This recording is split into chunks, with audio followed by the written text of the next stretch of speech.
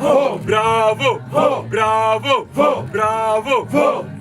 Aho! Ahoya! Aho! Ahoya!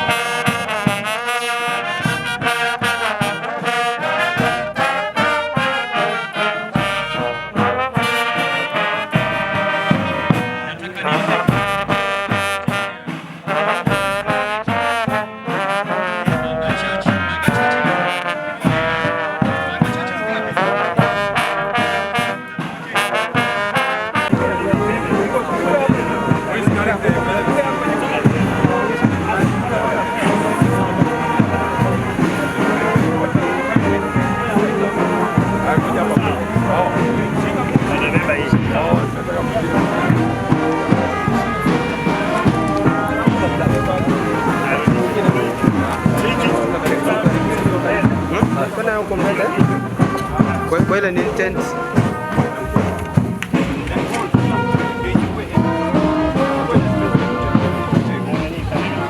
Mnageuka hivi. Kuja shukuru. Sawa.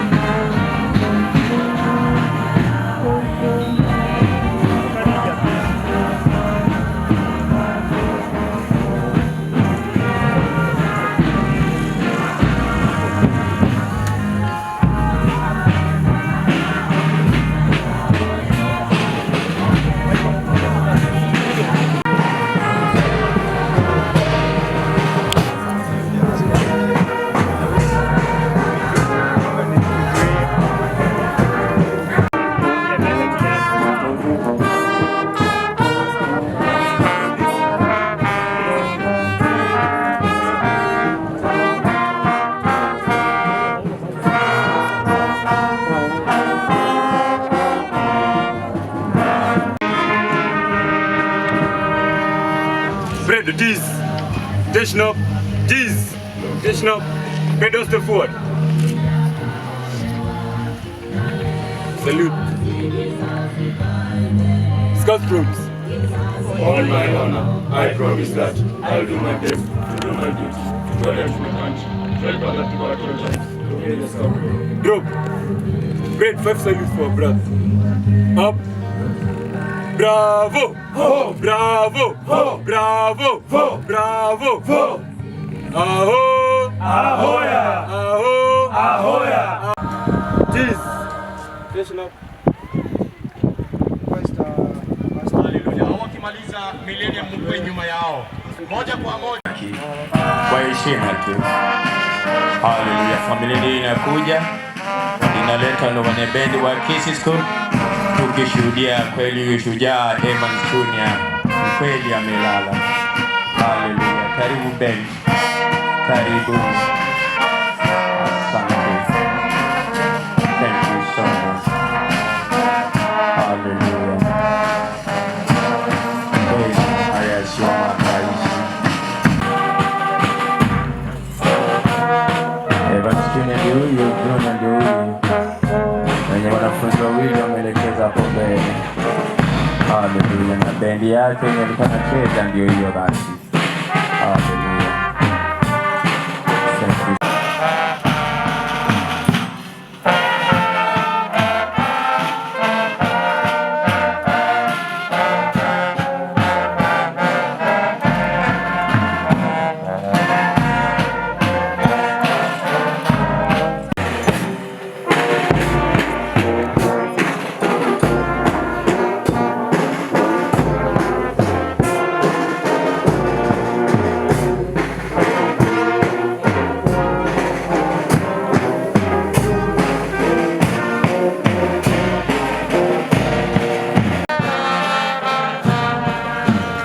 Familia inapokaa, bendi itacheza kwenda round vile imearifiwa.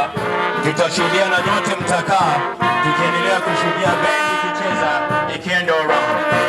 After the family have sat, the band is going to go round and show us actually bendi itaendelea.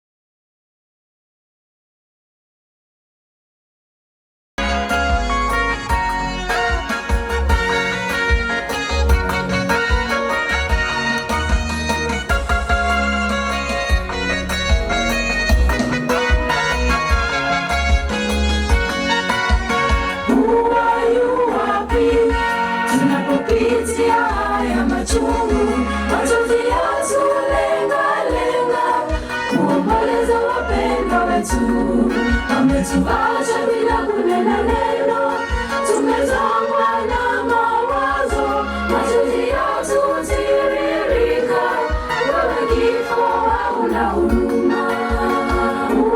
Yu wapi tunapopitia haya machungu, machozi yatulenga-lenga, kuomboleza wapendwa wetu, ametuacha bila kunena neno, tumezongwa na mawazo, machozi yatutiririka, wewe kifo hauna huruma. Jipe moyo, jipe moyo, tusilie kama wale wasio na tumaini, Mwokozi amefufuka. Kifo hakitakuwa na mamlaka, kifo hakitakuwa na mamlaka, hajatusahau, anasikiliza kilio chetu tunapoomboleza. Jipe moyo, jipe moyo, tusilie kama wale wasio na tumaini, Mwokozi amefufuka. Kifo hakitakuwa na mamlaka, kifo hakitakuwa na mamlaka, hajatusahau, anasikiliza kilio chetu tunapoomboleza.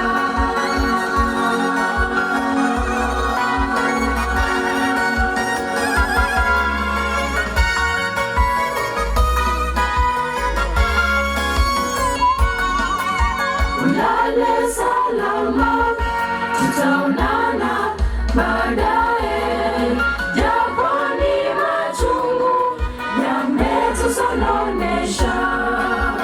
Evans, umepigana vita, wenda umeumaliza, kifo kisije kikatutenganishe na upendo wake Mungu. Ulale salama, tutaonana baadaye, japo ni machungu yametusononesha. Evans, umepigana vita, wenda umeumaliza, kifo kisije kikatutenganishe na upendo wake Mungu. Mungu alitupa na yeye ametwaa, ukavumilia. Mama Evans, jipe moyo, chiza na run, msikate tamaa, kakenu hajafa, bali amelala kisubiria ufufuo. Mungu alitupa na yeye ametwaa, ukavumilia. Mama Evans, jipe moyo, chiza na run, msikate tamaa, kakenu hajafa, bali amelala kisubiria ufufuo.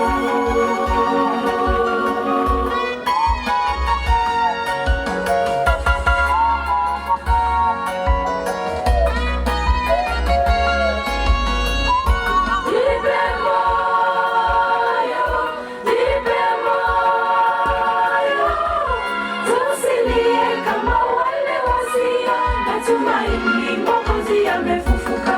Kifo hakitakuwa na mamlaka, kifo hakitakuwa na mamlaka,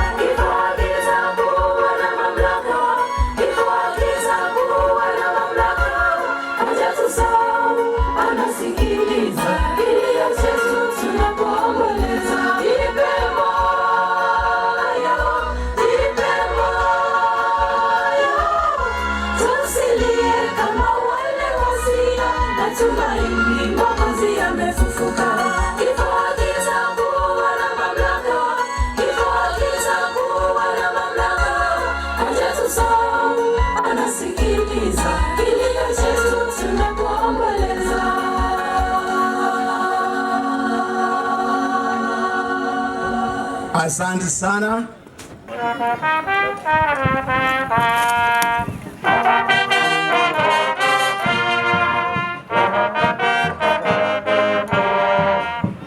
Peke yangu sitaweza.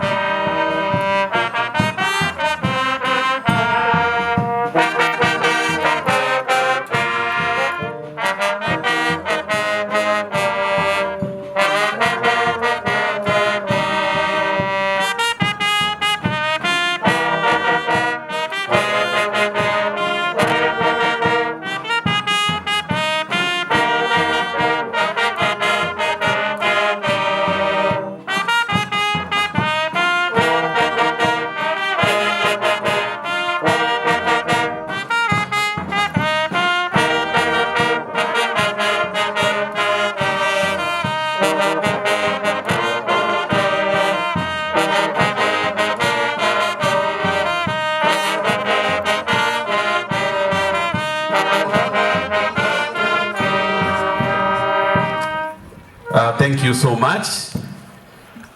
Once again, baba ya Evans anataka kupigwa picha nao.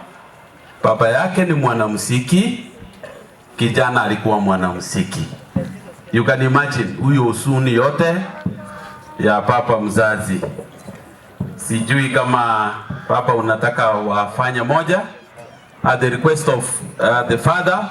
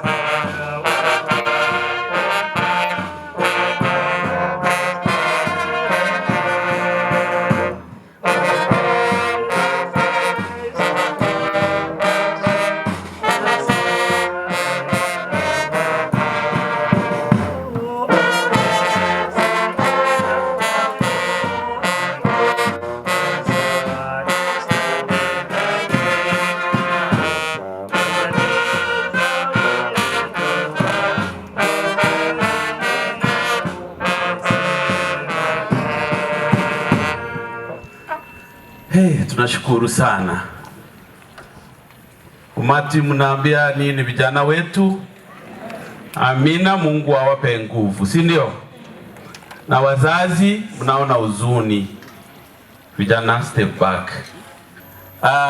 In a very special way, I must give this young man 1 second, 1 minute.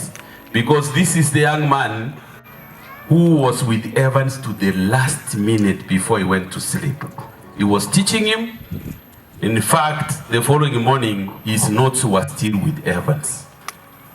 He's a Form 4, but Evans identified him to support him kwa masomo yake.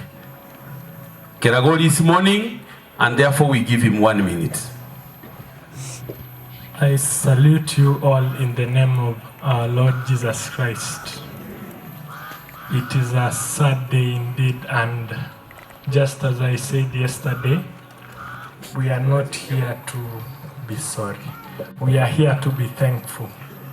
We thank Evans for giving us a chance to be part of his life.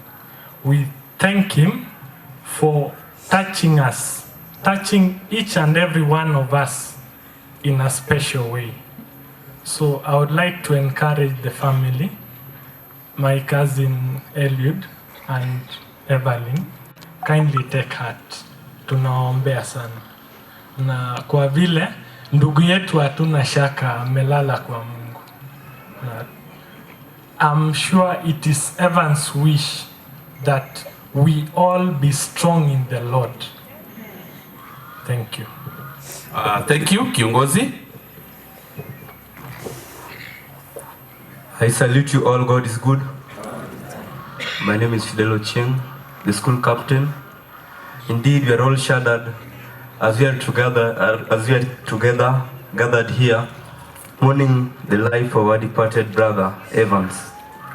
But look, at the end of the tunnel, there is light.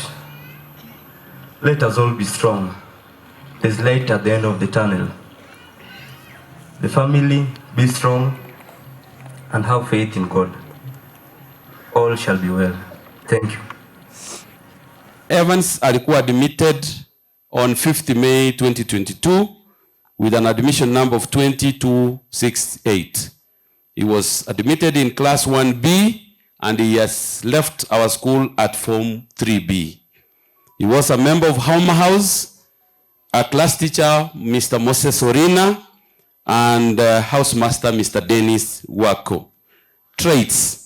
Junior was a boy with many positive traits as narrated by his peers and contemporaries. He was humble, gentle, jovial, and a friend to many.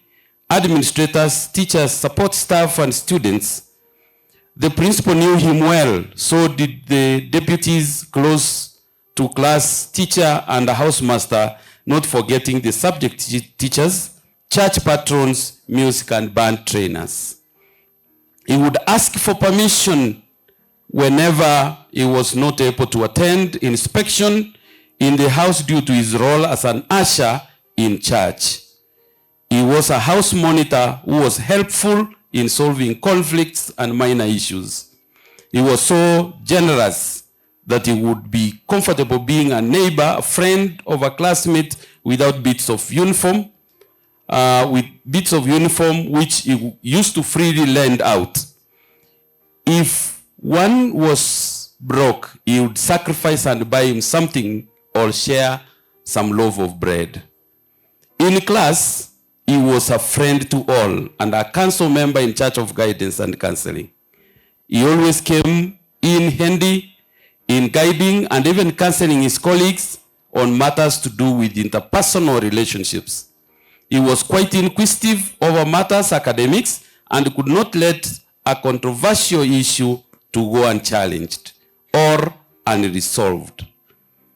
He consulted colleagues, seniors, and teachers frequently. For instance, he could borrow chemistry and English files and other resource materials from Abel Keragori, our deputy school captain. You have seen that young man talk. To make up for the gaps due to absence for treatment or co-curricular activities. In church, Junior was welcomed to Kisii School Seventh-day Adventist Church on 9th May 2022 and initiated as a member on 15th May 2022. He later joined the choir where he sang bass. He participated in many church programs, including recording and shooting Walivuka album. He was a Bible study or lesson facilitator of Bethlehem family. He was nominated as an usher, a position he served faithfully until his demise. He used to encourage class members to participate in church activities such as ushering. School band. Junior joined the school band in 2023, term 3, and started training. In 2024, he was so active and eager to learn. By second term 2024, he was playing his trumpet quite well. He was so kind and loving to his friends in the band and never got into trouble.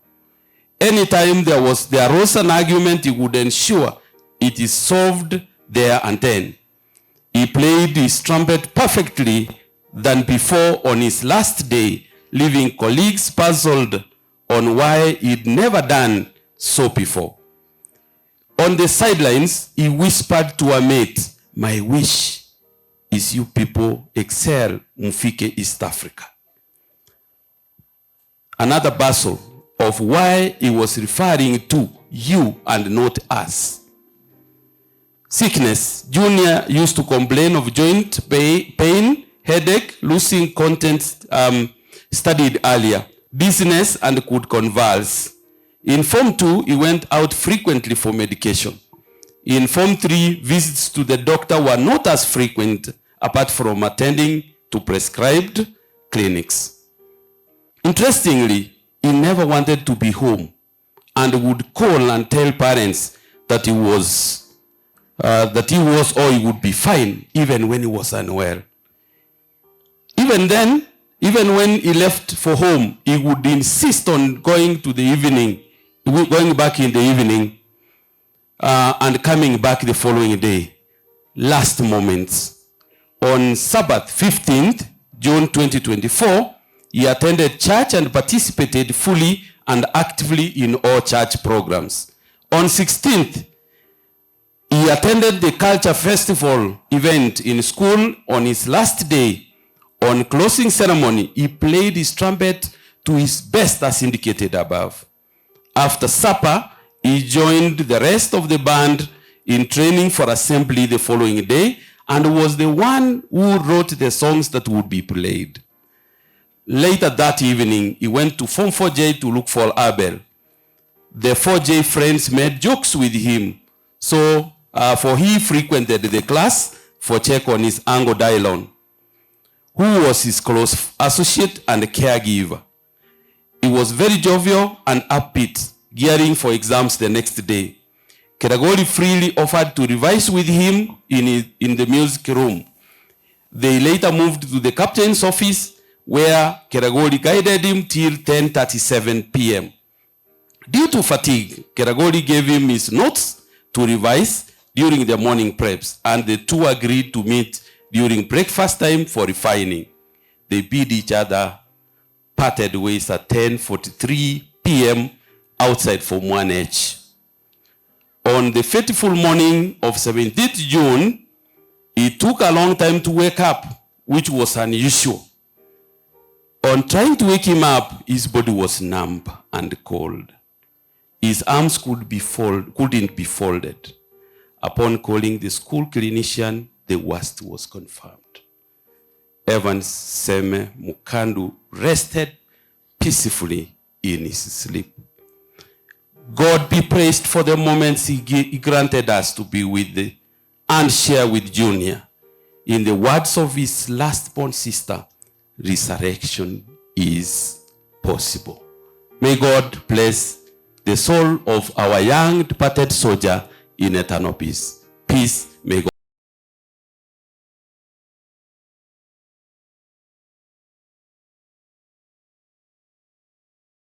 For those who came here early, you have witnessed a funeral like no any other.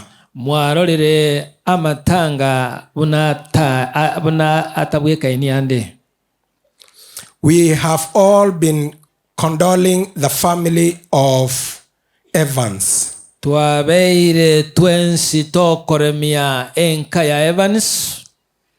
Eliud and Evelyn are church members and very active church members. They have been involved in South Kenya Conference.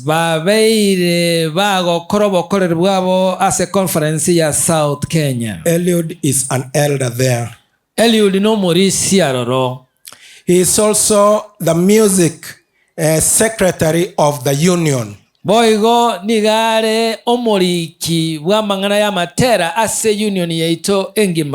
he is the music coordinator South Kenya Conference.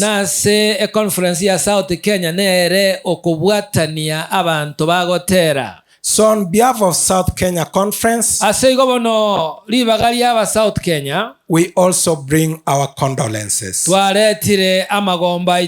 We have been involved in this case since Evans passed away at Kisii School.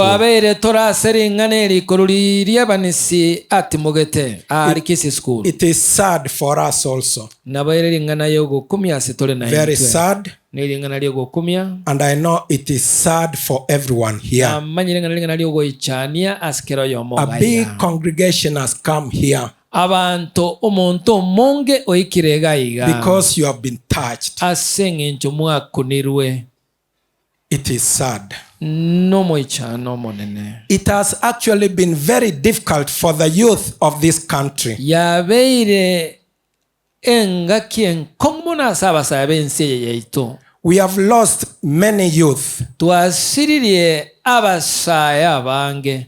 Leave alone those ones involved in the Z generation. Karatiga balia bara semeromo ya Z generation, goseke kolia Z. Many also died. Abange bo igomba kwa. And those are youth. Na barabuna abasaya. And also in the conference, particularly South Kenya conference, Boigo ase conference yetu ya South Kenya, we have lost many youth. Tuasiria basa bange mono. We can enumerate them. Na botora abara marietabo. But we don't want to do it here now. We have lost many. So we can say it's a difficult time for the youth of this conference. And many parents have been mourning the loss of their youth. And this family is part of them. So it is quite difficult sometimes how to comfort a family like this.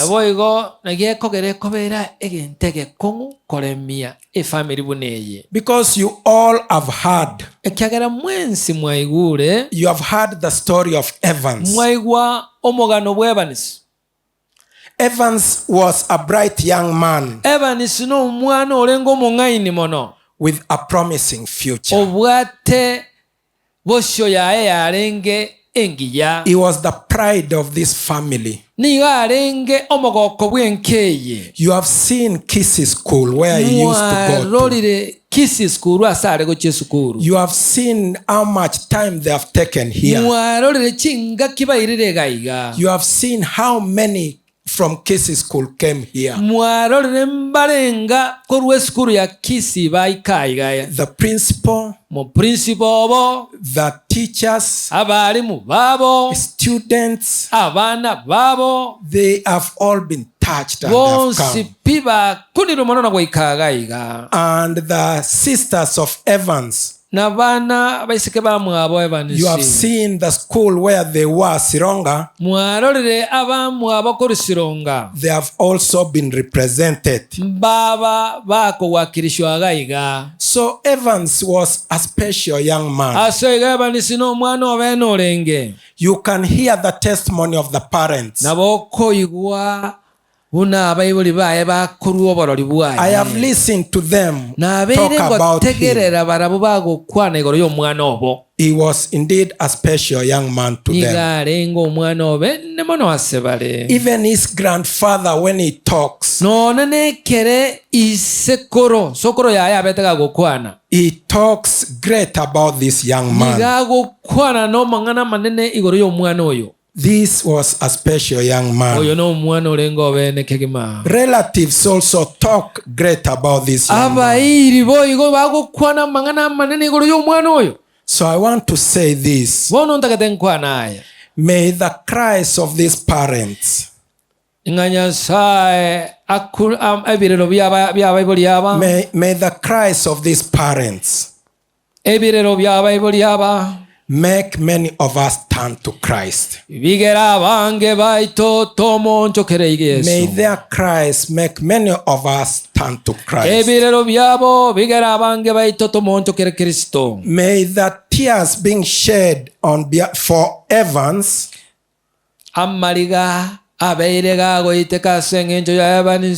make all of us get involved in the salvation of our brothers and sisters.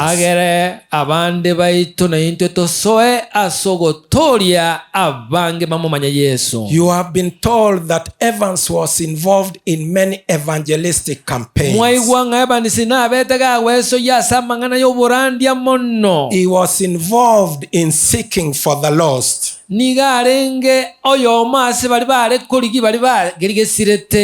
That was the desire of his heart. He received a good foundation from his father and mother.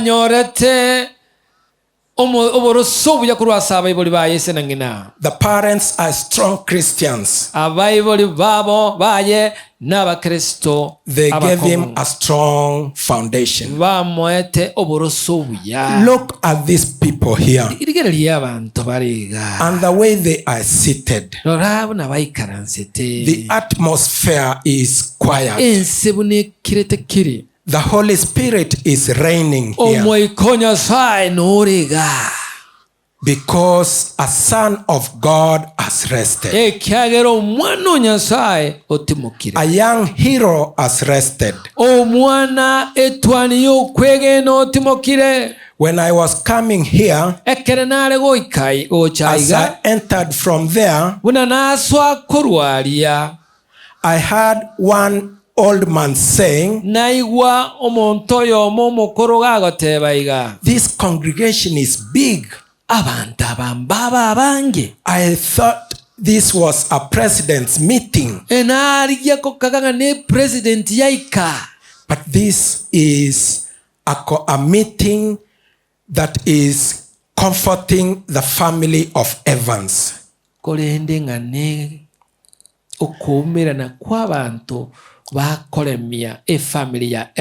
They are shedding tears because he has rested.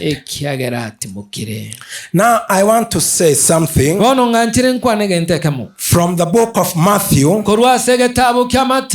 2 verse 16. Matthew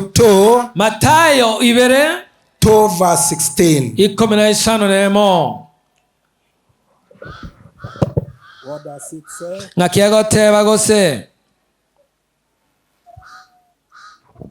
Matthew 2 verse 16 says, then Herod realized that he had been outwitted by the Magi.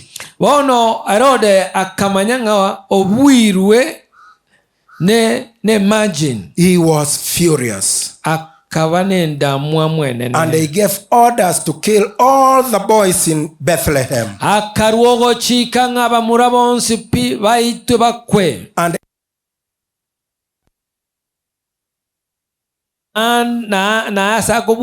Who were 2 years old, in accordance with the time he had learned from the Magi.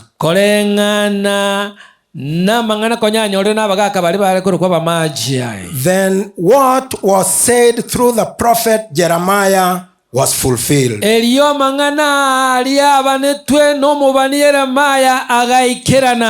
A voice is heard in Ramah,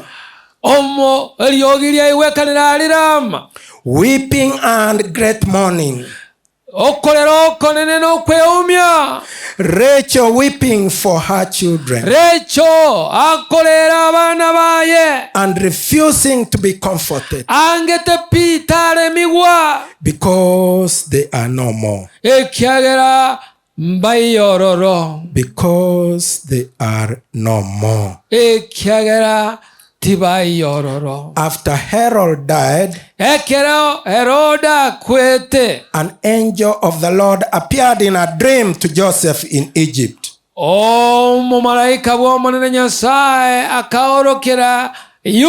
And said, get up, take the child and his mother and go to the land of Israel.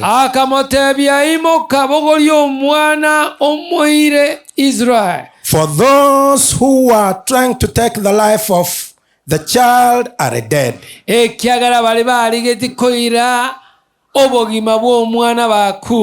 are no longer there.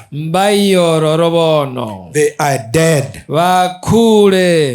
So we are told Jesus was taken to Egypt to be hidden there because Herod was killing all the children 2 years and below. They were taken to Egypt. Jesus was taken to Egypt to be hidden there. until when Herod died. And the angel went and told the parents of Jesus, take him back to Israel.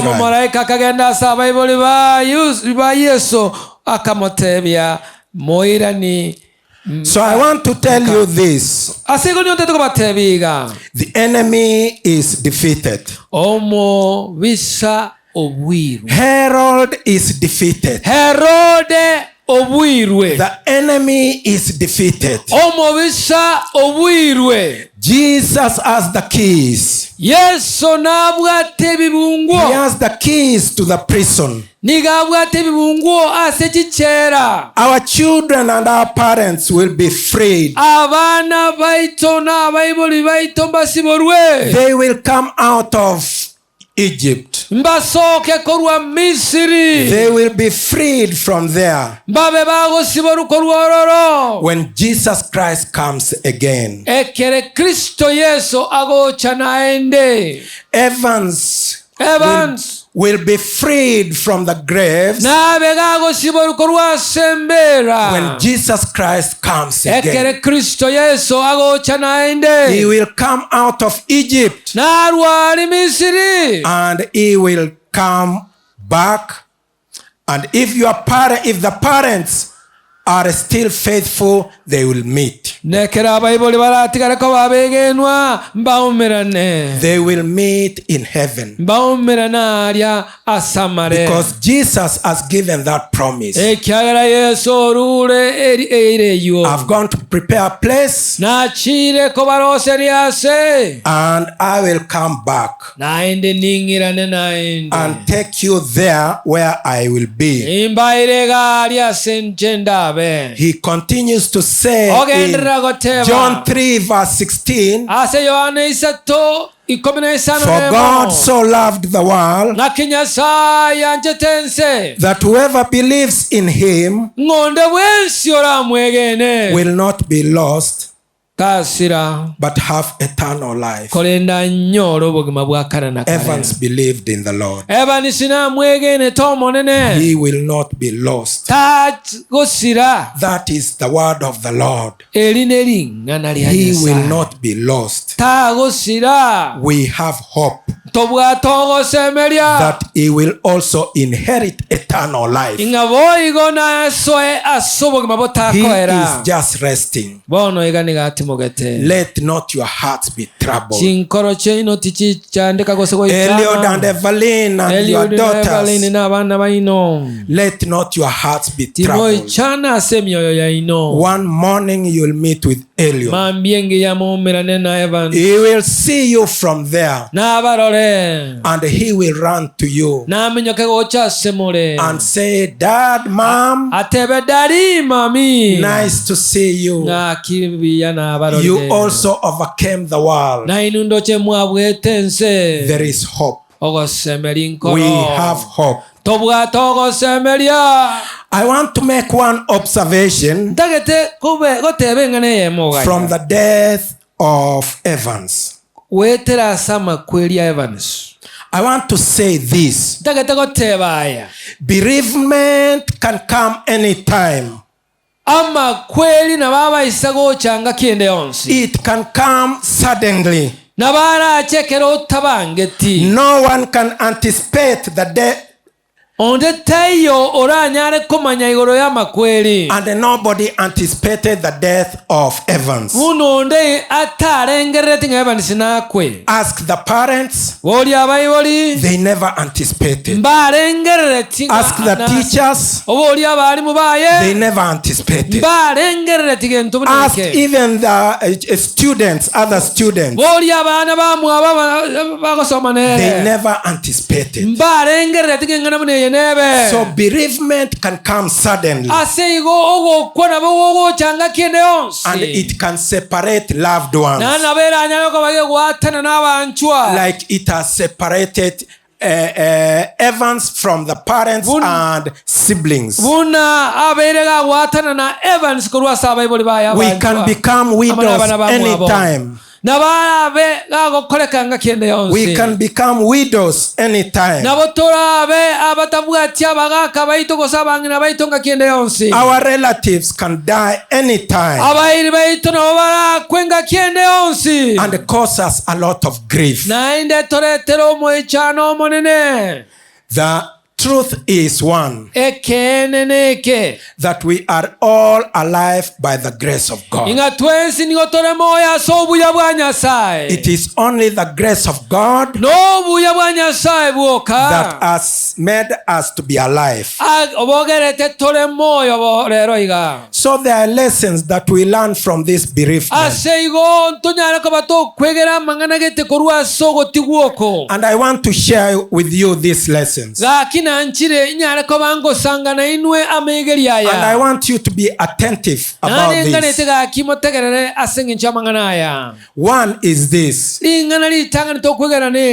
let us not be too attached to any person on earth.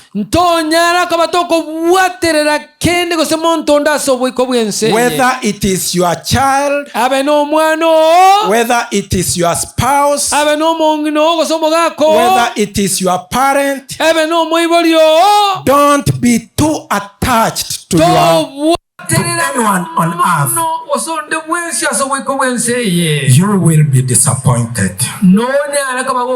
You will be disappointed. Let us love them, but let us love them as people who can die anytime. Let us love our children, our parents, our spouses, but let us know they can die anytime. Let us not love them as if they will be there permanent.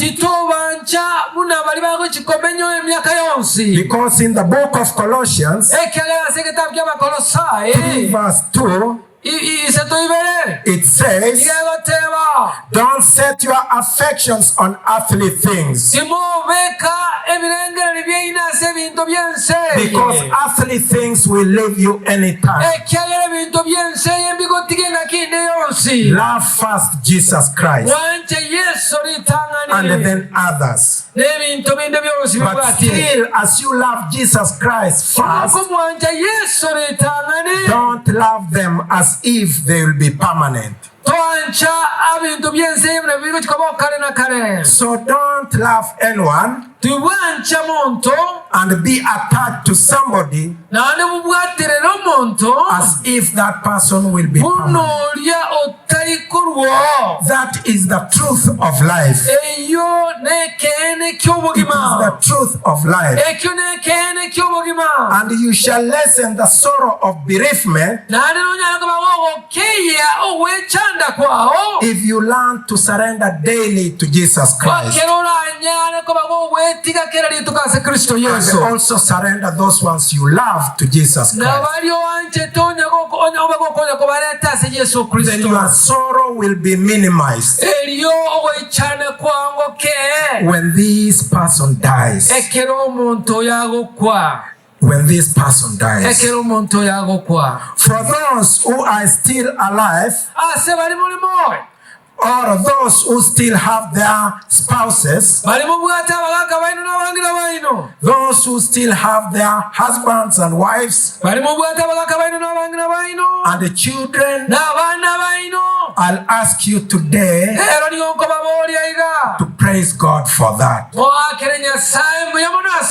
Praise God because you have your husband, because you have your wife, because you have your children. Praise God that you are not a widow, because you are not a widower, or you are not an orphan. You are fortunate that you have them, that you have not followed them to the grave carrying a flower there.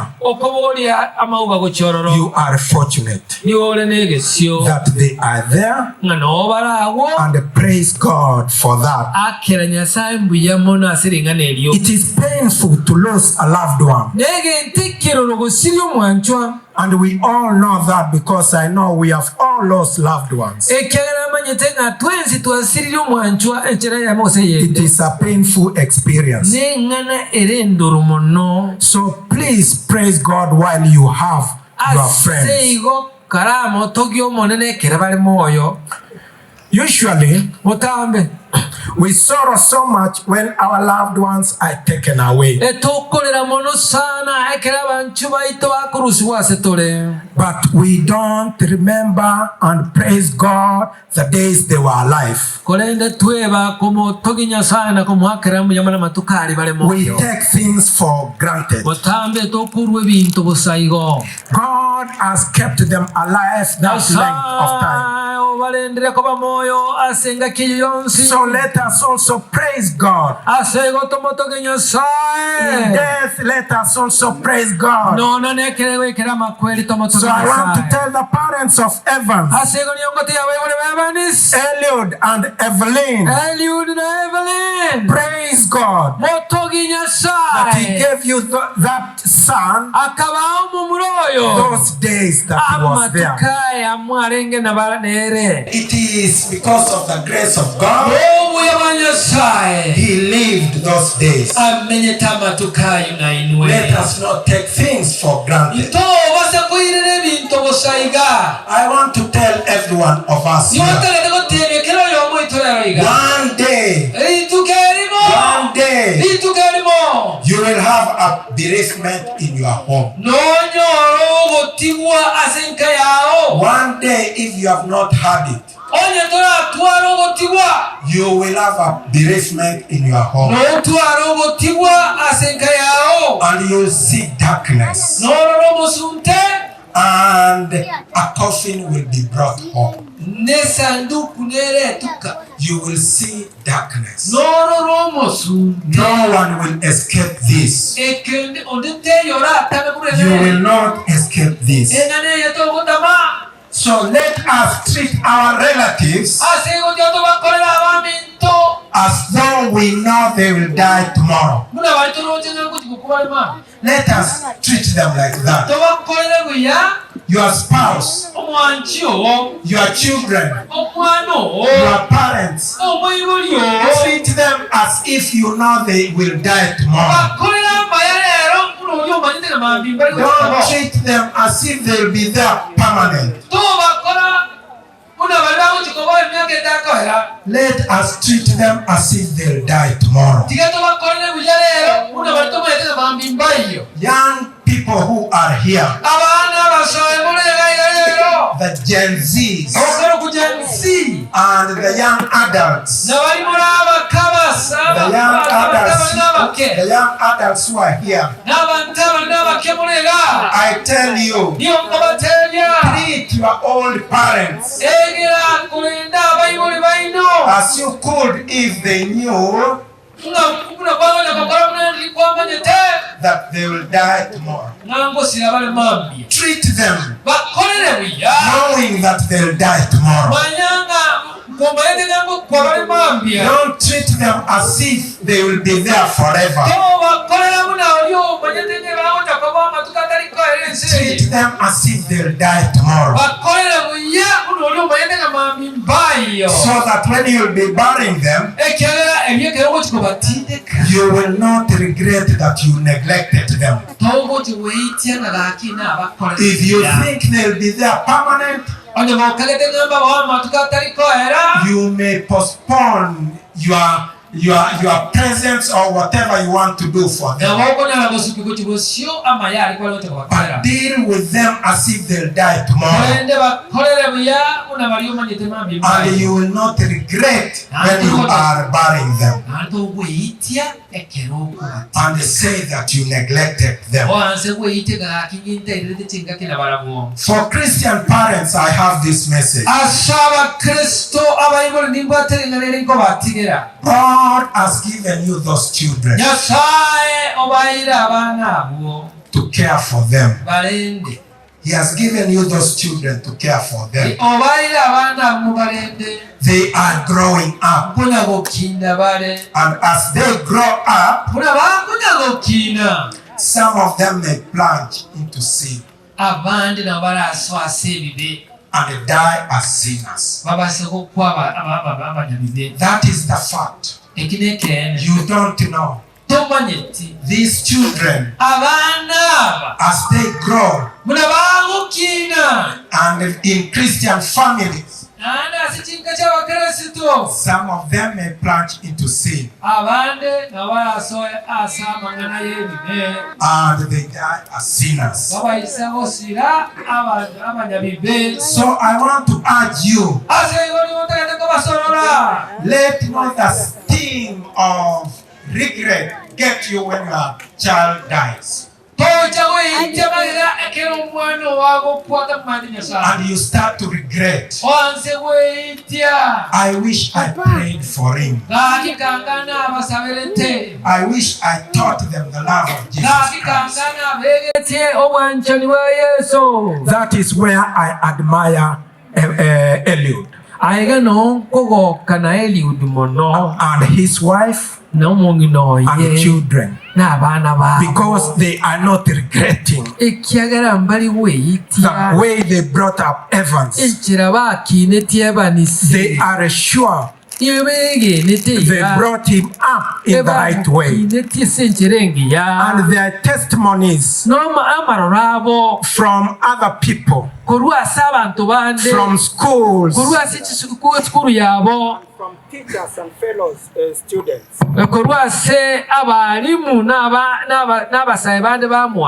given those testimonies,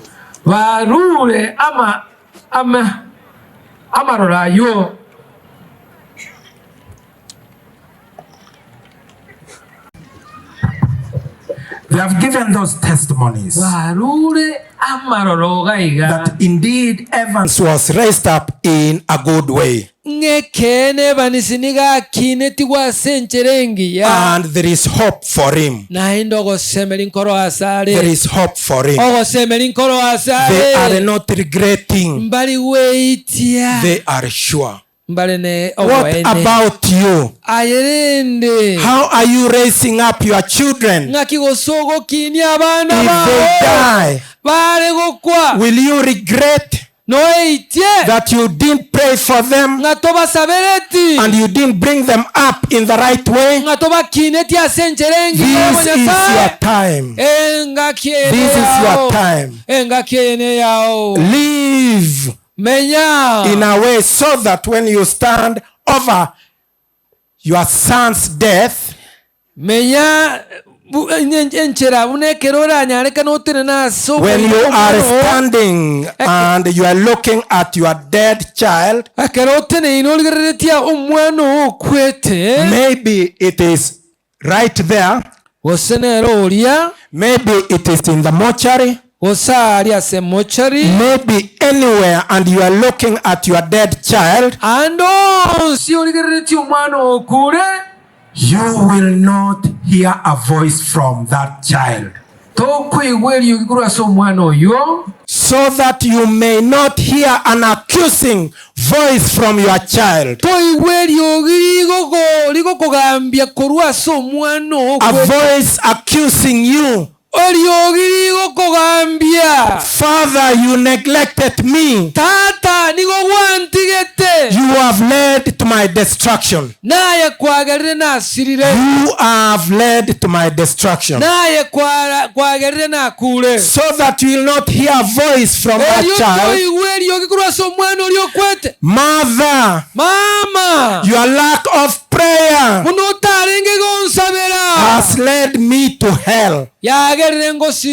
It is you, my parent, who did not bring me up properly. I want to pray for you that you live in a way so that when your child dies, you will say whether he or she goes to heaven, whether he goes to heaven or hell, I am clear of his blood. And I know that is the feeling of Eliud and Evelyn here. They are clear in their conscience that Evans is not accusing them in any way of negligence. They never neglected their children. Even the children at the two daughters, I have watched them and I have seen them proud of their parents, the way they have brought them up. They are proud of them. What about you, fellow Christian? How are you bringing up your children? How are you doing it?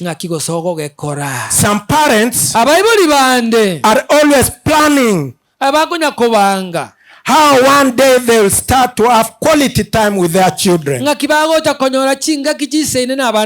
They are always planning that. And they talk with friends like that. One of these days, I'll be able to sit down with my children and teach them the word of God and teach them on how to pray. They just talk like that wherever they are.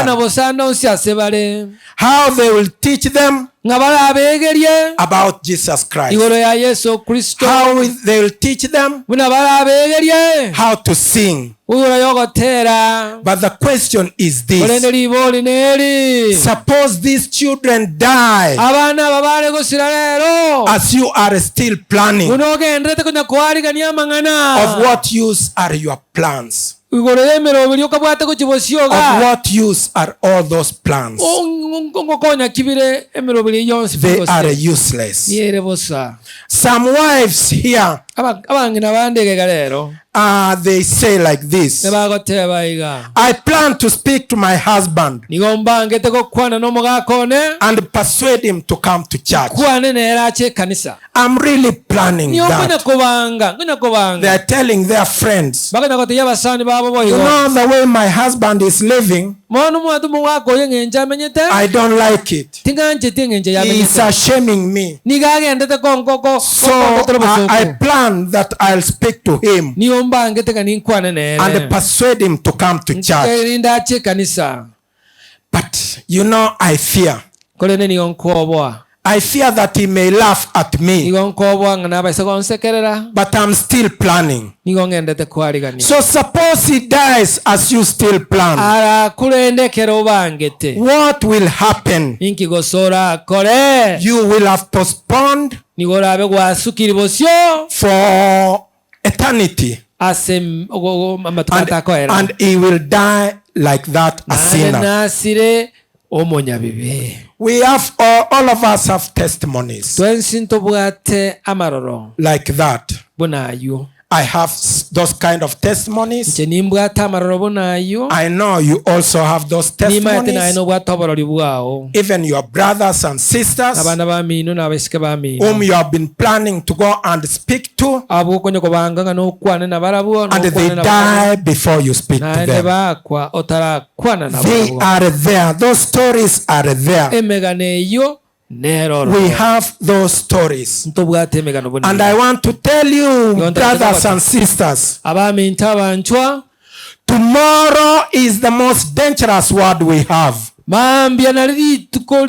The most dangerous word we have is tomorrow. Postponing. Talking of tomorrow. It is the most dangerous word we have. Many young men have killed their dreams because of talking about tomorrow. Postponing for tomorrow. That word tomorrow belongs to the devil. For God, the word is today. The word is today. It is not tomorrow. So if you have to do something, you do it today. Today. And I want to urge all of us parents here, as you go home today, gather your children together and say to them, my dear children, I have learned today that you may die anytime. I knew this before, but it has been impressed upon me today by two pastors who are preaching at the funeral of Evans. I have now known that you may die anytime. My children, I can't help telling you that since you can die anytime, please repent your sins and accept Jesus Christ as your Savior. Do that today. As you go back home, do it in remembrance of Evans' funeral. During Evans' funeral, this is the message I got. My children, my husband, my wife, you may die anytime. So please accept the Lord Jesus Christ as your Savior. And from there henceforth, their blood will not be in your hands. Hallelujah. Hallelujah. Their blood will not be in your hands. Death comes suddenly. Death does not announce. When those young men and girls went out in the streets of our cities, when they went, some of them didn't know they were going to die. When Evans went to sleep, he didn't know he was going to die. There are 1,001 ways of dying. You can die in the streets. You can die at home. You can die sitting on your couch. You can die anytime. Our time is coming. Whether we like it or not, we may die in our beds after long illness or suddenly, but we'll definitely die. We are told death is like a vapor. Our lives are like a vapor. So how should we live? We should not live as fools. We should not live as fools. Let us see ourselves as people who can die anytime. Let us not think about tomorrow. Let us not wait. Today is ours. Tomorrow is not ours. So if you have heard this voice, don't harden your heart. Accept. And if you have not known the Lord Jesus Christ, surrender your life to the Lord Jesus Christ. Let us always remember that we are always carrying our death in our bodies. We are carrying death in our bodies. That is what we are told in the book of Romans 24. And only Jesus Christ can deliver us from these bodies and give us eternal life. Evans knew this secret, and he accepted the Lord Jesus Christ as his personal Savior. So I want to tell the parents and the siblings, there is hope. There is hope. There is hope. And as Jesus Christ said, don't cry. There is hope. May the Lord bless you.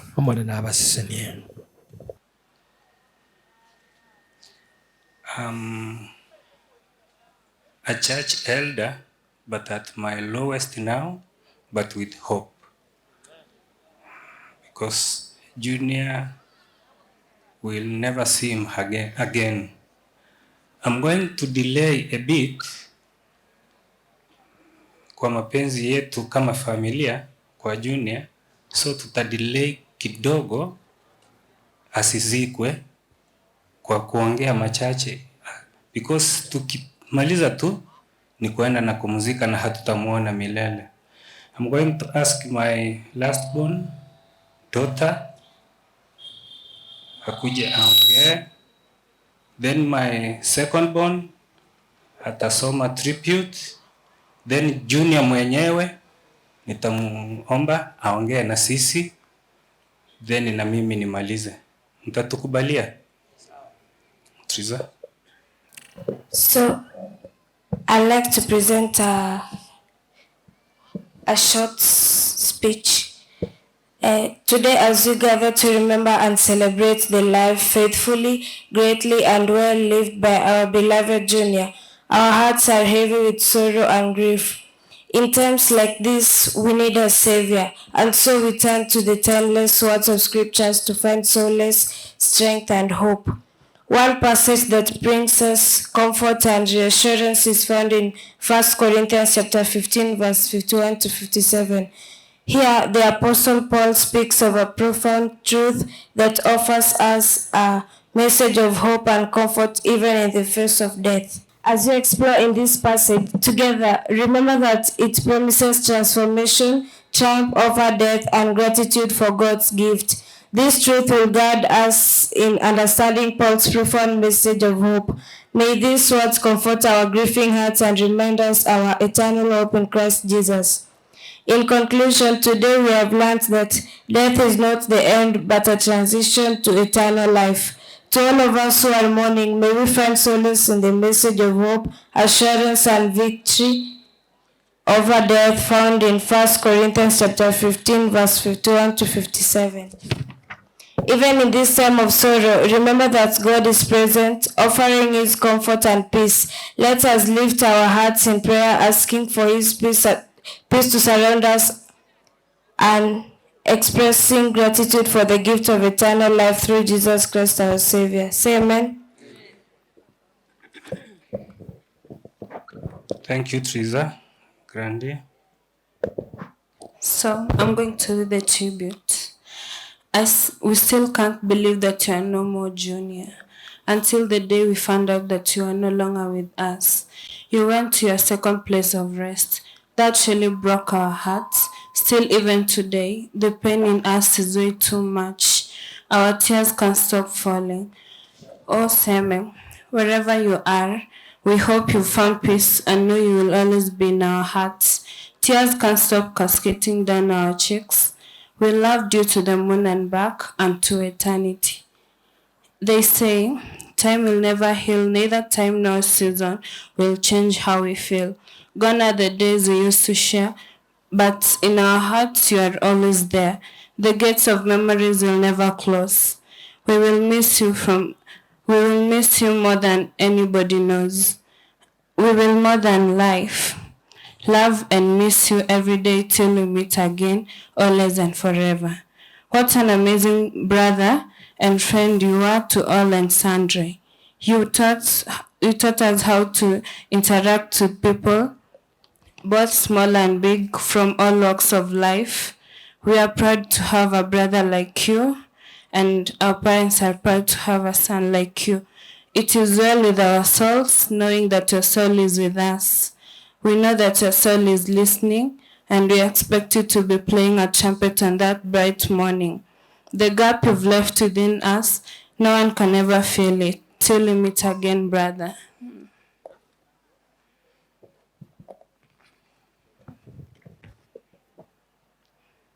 The birth and formative years. The late Evan Seme Mokandu Jr.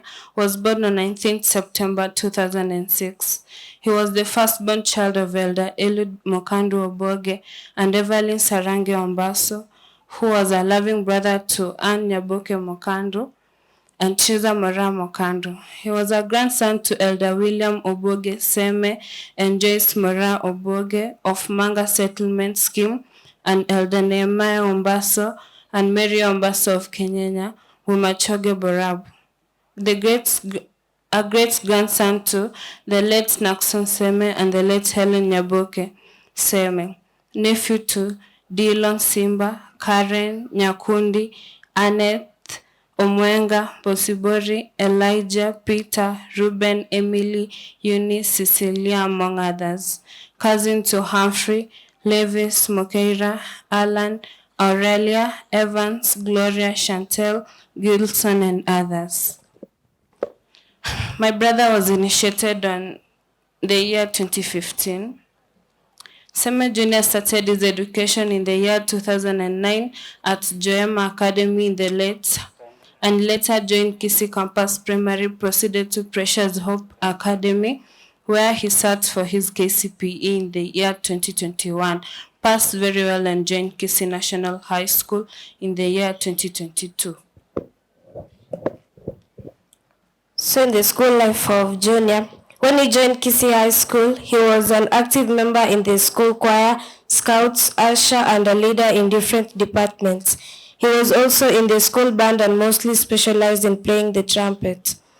His Christian life. Junior grew up in Seventh-day Adventist home. He was an active member of the Pathfinder group and later ambassadors. He was baptized in the year 2020. Health, sickness, and demise. Junior enjoyed good health until June 2023 when he felt unwell and was admitted at Nyanchwa Mission Hospital and was later discharged and went back to school. Later felt unwell and was taken to KTRH, Oasis, then to Care and Cure Hospital where he was diagnosed with tonsillitis and given medication. In December 2023, he again felt unwell and was taken to Moi Teaching and Referral Hospital and later to Tenwek Hospital for further examination and treatment. Junior has been well since then until 17th June 2024 when the icy hand of death had landed on him. I greet you all. Indeed, it's a sad moment whereby we are reading a tribute of our beloved.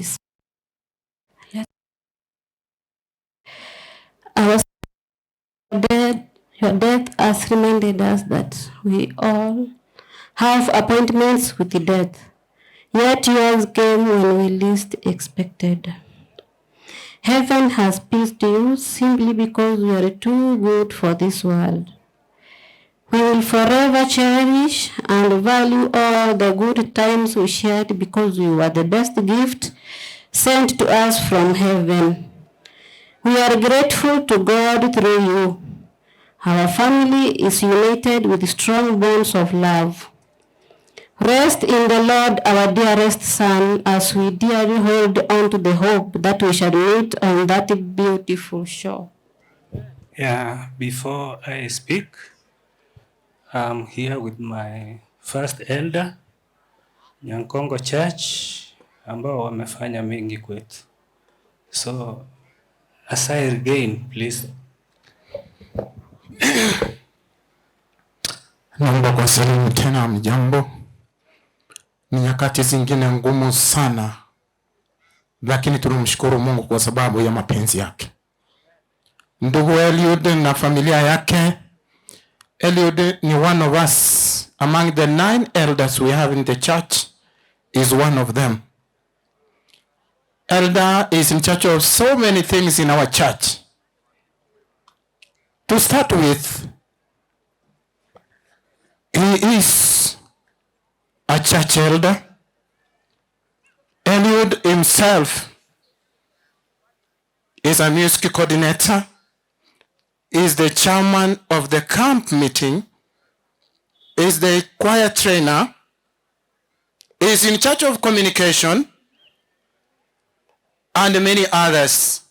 To her wife, Evelyn, she is a deaconess of the Seventh-day Adventist Church, Nyankongo, Maine. She is also a receipt clerk in Treasury Department. The young boy who has rested, he was an ambassador in our church and a Pathfinder club. The church history of the son, he was baptized in the year 2020 in the month of November on 7th. That is when he joined our church. Until his death, he was a Pathfinder club member. Rests our son in eternal peace. Amen. Fellow mourners, I will never ever get a chance to mourn my son. Siwange.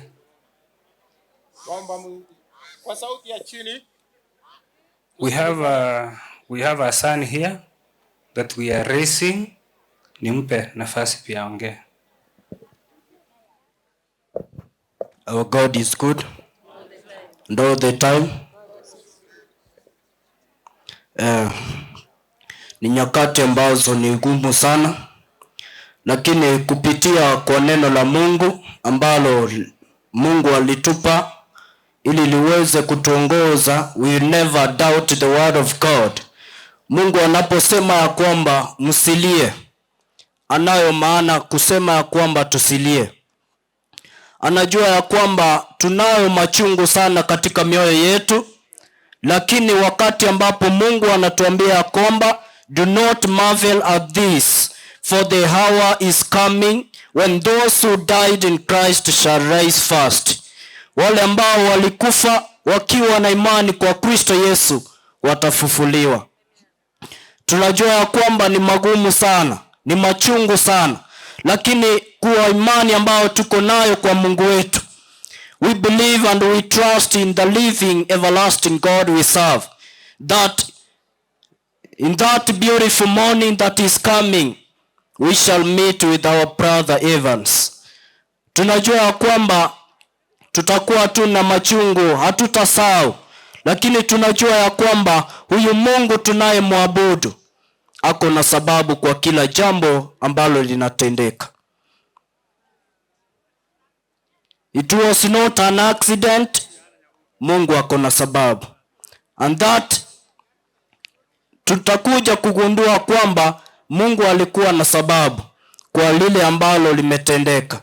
Na mimi imani ambayo niko nayo ni kwamba my brother hakukufa bali amepumzika hadi siku ile ambayo mfalme Yesu atarejea.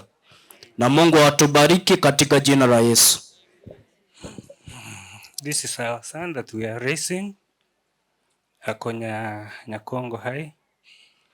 Let me start by thanking my church, Nyankongo Main. You've been of great help and support to us. Ni kitu kinaonekana.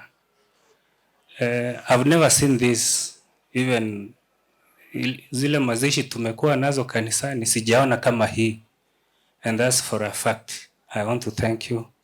I want to thank Kisii School, starting with our able principal, na wote. Class teacher, wote. Nataka kuwashukuru. Unfortunately, I'll not come to Kisii School to see my son. But as principal promised, I'll remain a parent. I want to thank Voice of Victory. Mmetufanyia mengi. Hata kama mimi ni mmoja wenu, but mmetufanyia mengi. I want to thank you. Watu wetu wa nyumbani hapa. Uncle will give that, but nimeona pia mimi niongee. Nilisema na delay kidogo tu, Junior asizikwe. Although I'll not, itabidi. Because wanafunzi watarudi, kuna bandi, kuna mambo mengine yanaendelea. But I want to thank watu wetu wa nyumbani, familia ya Seme, familia ya Borabu, wote. I want to thank you. Now, as I said yesterday in Kisii School, there are two people I want to forgive here in honor of my son. My son hakutaka mambo mengi. Kama kuna shida, angetaka kurekebisha. So hata kama serikali watataka kufuatilia, kwangu mimi nimejiosha na sitaki. If they'll do that, ni wao. One, kuna yule amejiita baba wa mtoto wangu Junior, akatengeneza WhatsApp, amechangisha pesa. Sitataka hiyo pesa, lakini hata tumepata wakati tumeongea naye, anatuambia mtoto atazikwa kwenda huko chini. Wapi? Suneka on Friday. They are grieving, anataka tuwasaidie. Tulifuatilia mpaka tukampata ako Mwembe. Hajui kama tumefuatilia hivyo, lakini mimi sasa nimejitoa na nimemsamehe na sitakumbuka. Mwingine ni one of the medias here ambao mko hapa tena saa hii. Sijui kila mtachukua leo, but mnafanya interview, mtu anasema vile anajua Junior, vile alikuwa anatumia inhalers since primary, ako na asthma, vile alikuwa na mambo mengi. Please don't do that. Lakini mimi na familia yangu tumewasamehe na hatutafuatilia.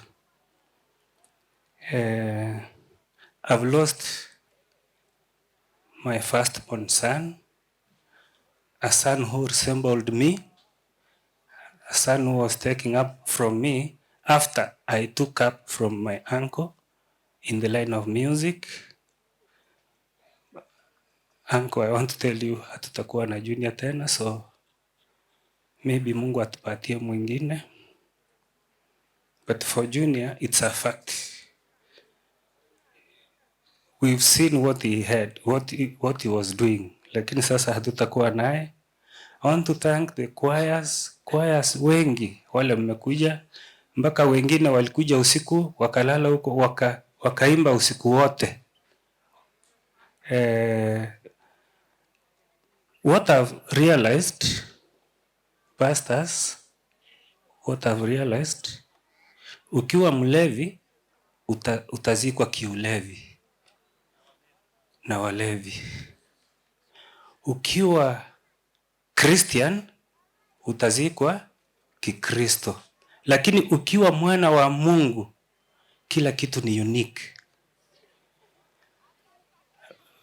Niliongea na my son on Sunday. I was having a seminar na wenzangu. Then nikiona simu ya Kisii School nikatoka nje nikampigia. Tukaongea, kanisalimia, nikamuuliza ulikuwa unasema aje? I was just checking on you.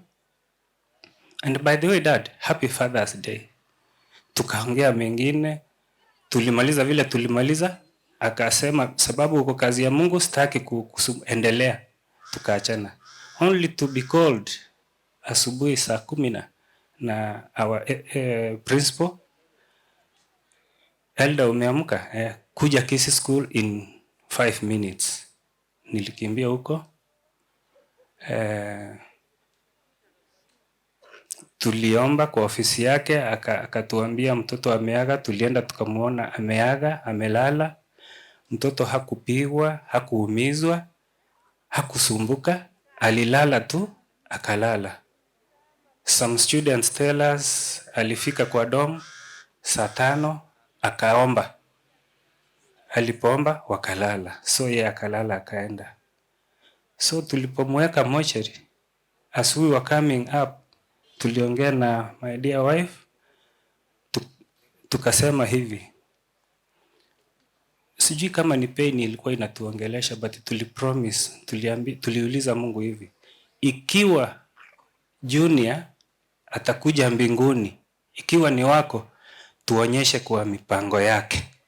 Ikiwa smooth running na ikiwa nzuri, tujue Mungu ni Junior ni wako. Lakini kama hata kuja mbinguni, utuonyeshe. Iwe na shida, ndio tujue. Sasa ninawauliza, mnaona aje? I've never witnessed this small boy, a very small boy, lakini even after his death, amehubiri more. Tumeona maajabu, tumeona mengi after his death. Because nikiendelea kuongea sitamaliza. Let me say this to my wife. I know what meant to you. Let us live. Let us let him go to heaven. My dear daughters na kijana wetu huyu, Junior ni wa Mungu. Junior hakuwa wa dunia. We are even surprised. Hatukujua huyu ni nani, na ni mtoto wetu. Hatukujua huyu ni nani. Mimi sijaiona mazishi kama haya. Sijawahi ona. Mpaka tunajiuliza, ningekuwa mimi, ingekuwa kama vile tumeona kweli? We ask ourselves. My dad analia kama anashindwa. I had my chair here. Wapi? Chair. Hata kama yeye ni chair wa PS wa Sironga, pia alikuwa chair wa hii harusi ya mtoto wangu. We will never have this chance to mourn Junior. Maybe ni mwingine. Lakini tunaomba Mungu isiwe mwingine. Lakini that's a fact. So, because we will never have this chance, please one word. Thank you. God is good all the time. To you, my friend Eliud, Evelyn and family and the same family, may God continue comforting you. God will continue giving you strength. Asante sana wote kwa maombi na support. Kweli Junior was a servant of God. Thank you very much. Tuombe ili tuweze kumalizia hapo, kisha tunapokuwa tukiondoka, pastor utakuja utatupea ratiba vile ambavyo tutaenda. Basi tuombe. Our Father and our God, we want to thank you again. Thank you for this moment that you gave us to celebrate and to reflect upon the life of our departed son, brother, and our friend. Since morning we started this program, we have seen your hand. It has gone swift until almost it is approaching the Sabbath. As Father, we depart to home so that we can lay his body and the body will return to the ground. May the family see this and find hope beyond the grave. May you bless us is our prayer in Jesus' name. Amen. Tafadhali wale wa kutangulia familia waambie gari watapanda.